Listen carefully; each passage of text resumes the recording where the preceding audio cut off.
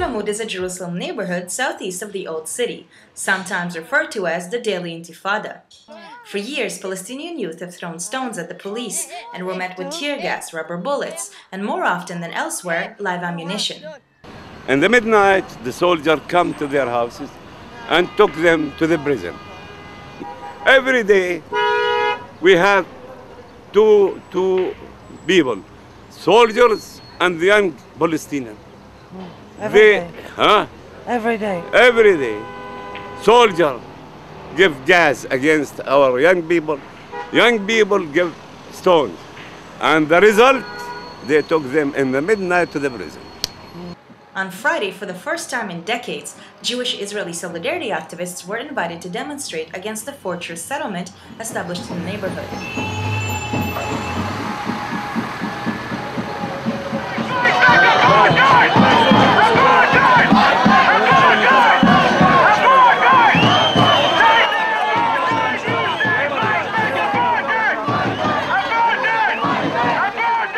The Real News spoke to Sarah Beninga, one of the leading activists who was injured and arrested on Friday. So we've been demonstrating for a year and a half, or over a year and a half, in Sheikh Jarrah. It's another neighborhood in East Jerusalem. In Silwan, also before we had demonstrations there, we had connections there, and it took a long time for things to come to the point where we were able to do joint demonstrations there, because it's also another area which is very violent because of the huge settler existence there and the police supporting the settlers there, and the police are very violent as well.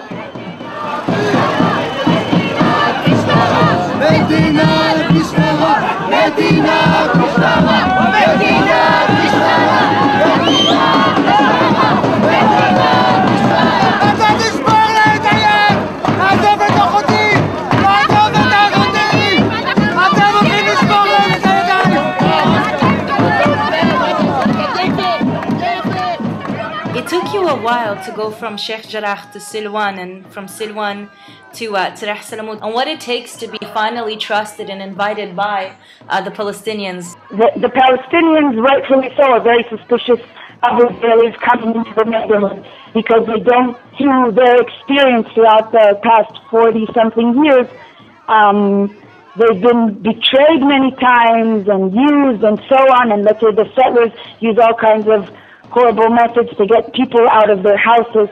So I'm saying there's a basic suspicion. We're talking undercover police, we're talking what's called mistarvim, which are people who supposedly look Palestinian and they come into a demonstration and then they start throwing stones and then it gives the military or the police an excuse to come in and start raiding the demonstration, or gas or bullets or whatever.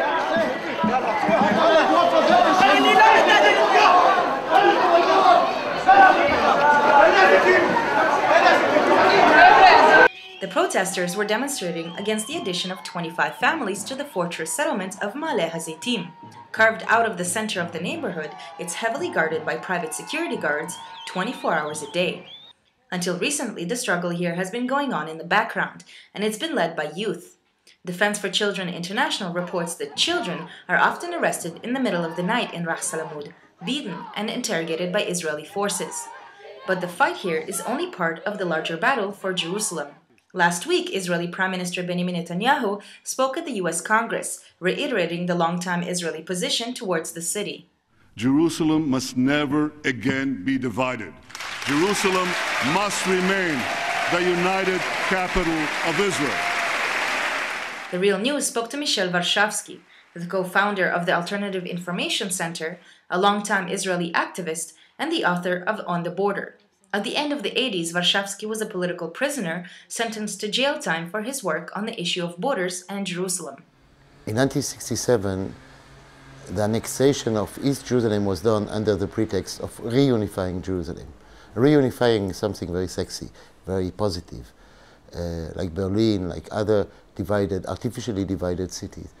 The problem is that what was annexed has nothing to do with Jerusalem, ever.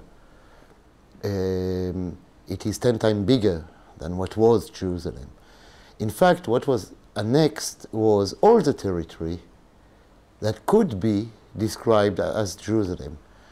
This is why it stopped in Bethlehem. No one would have both the ideas that annexing Bethlehem would have been reunifying Jerusalem in the south. So we went until Bethlehem, and it was annexed. Until Ramallah, but without Ramallah, it was annexed. And until the eastern neighborhood of East Jerusalem, the very populated neighborhood of Abu Dis. And the principle was maximum land, minimum Palestinian population. Where there were Palestinian population, it was outside the annexation. The empty lands, or the mostly empty land, of these small towns or villages or neighborhoods outside Jerusalem were taken. The villages and the cities were kept outside.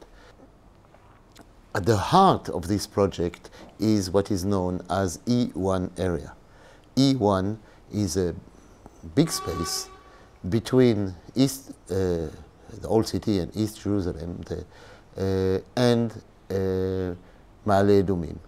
And the priority since more than 10 years is to create a continuity of Israeli existence between Ma'ale Adumim and East Jerusalem in E1. It's impossible to, mathematically impossible, to find a number of people able to settle. So you have a plan for a cemetery, for a park, for a hotel complex, and several neighborhoods or several settlements. E1, in my opinion, is top priority to fight against. Confrontation with the local population in Silwan, as well as in Sheikh Jarrah or in Ras al-Amud, is now part of the policy of the government, which implies, of course, physical confrontation, repression, and then, at a certain stage, the expulsion. So it sounds like a vicious sort of race again to get as much as possible of East Jerusalem Judaized in the case that there's ever a division, or if any, let's say the United States imposes giving back the territory that was occupied in '67. Absolutely.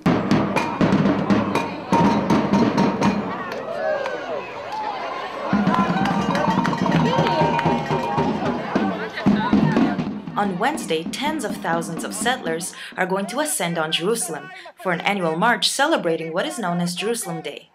This march often ends in violence for the local Palestinians living east of the Green Line in the city. Jerusalem Day is the day that celebrates the unification of Jerusalem, happened in the '67 war. Although Jerusalem has been declared unified, it's really a separated city. It's actually a kind of small apartheid city.